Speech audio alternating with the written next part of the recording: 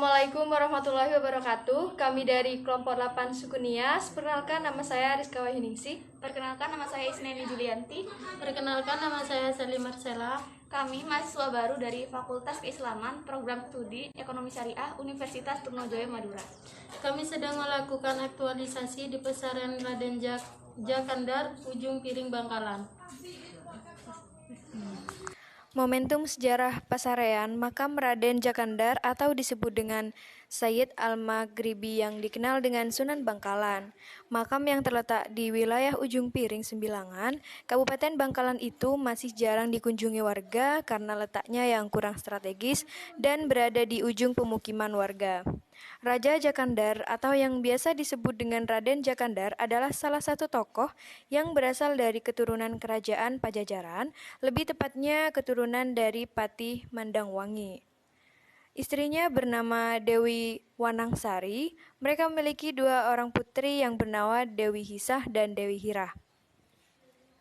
Dewi Hisah merupakan istri dari Sunan Bonang, sedangkan Dewi Hirah merupakan istri dari Sunan Gunung Jati. Jadi, Raden Jakandar merupakan ayah mertua dari Sunan Bonang dan Sunan Gunung Jati. Tidak ada masyarakat yang mengetahui kapan pujuk Raden Jakandar ditemukan dan mengapa pujuk itu bisa berada di tempat itu, tegas Solihin, salah satu juru kunci yang ditemui Rabu tanggal 4 bulan 8 2021.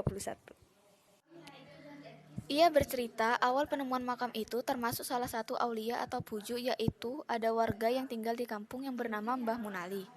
Ia sering melihat cahaya pada waktu menjelang maghrib atau saat matahari akan tenggelam. Mbah Munali juga yang pertama mengetahui di situ terdapat makam, tambahnya. Terdapat 2 makam yang dipercayai masyarakat sekitar adalah makam Cangkri atau pembantu dari Raden Jakandar. Selain itu, di sekitar makam Raden Jakandar, terdapat banyak makam yang sudah ada sejak sebelum masa penjajahan Jepang. Itu awalnya merupakan wilayah pemakaman umum.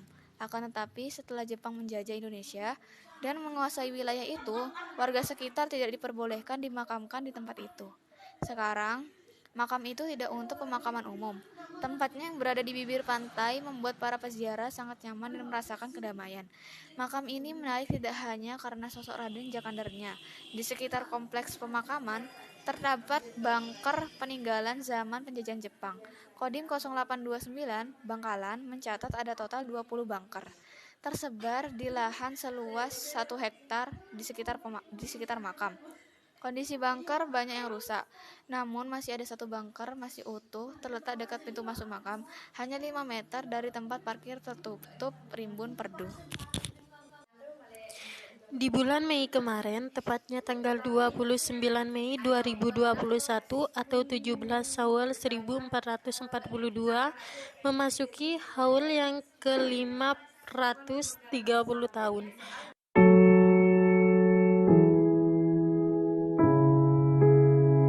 Bagaimana ditemukannya makam ini dan mengapa dinamakan Sayyid Maghribi?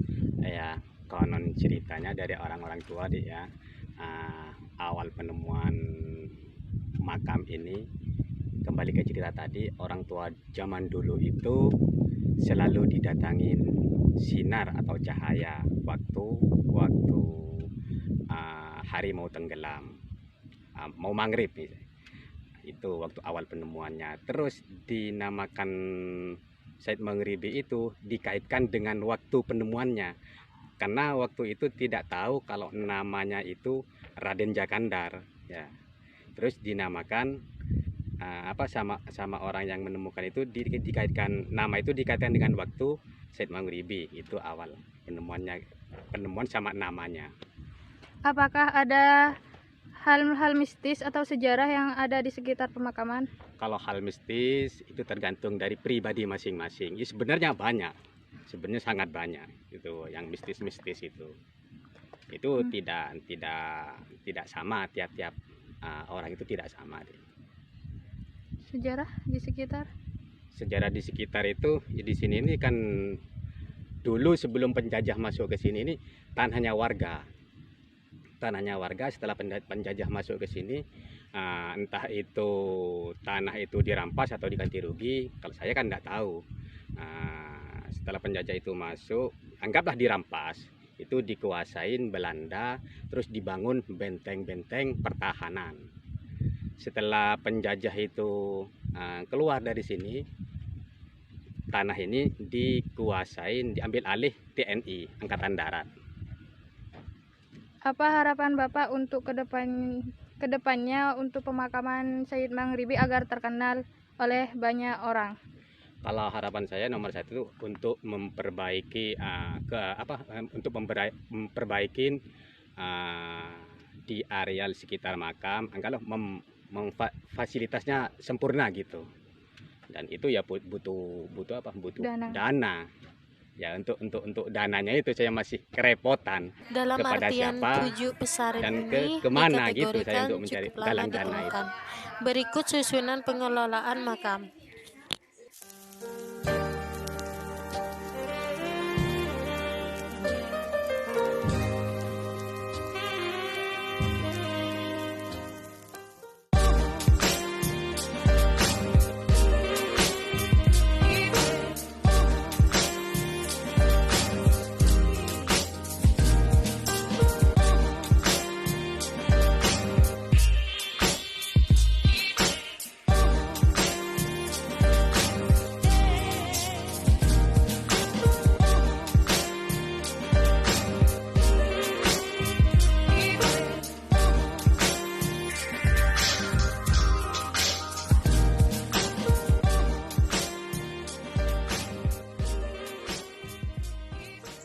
Sekian aktualisasi dari kami, kurang lebihnya mohon maaf.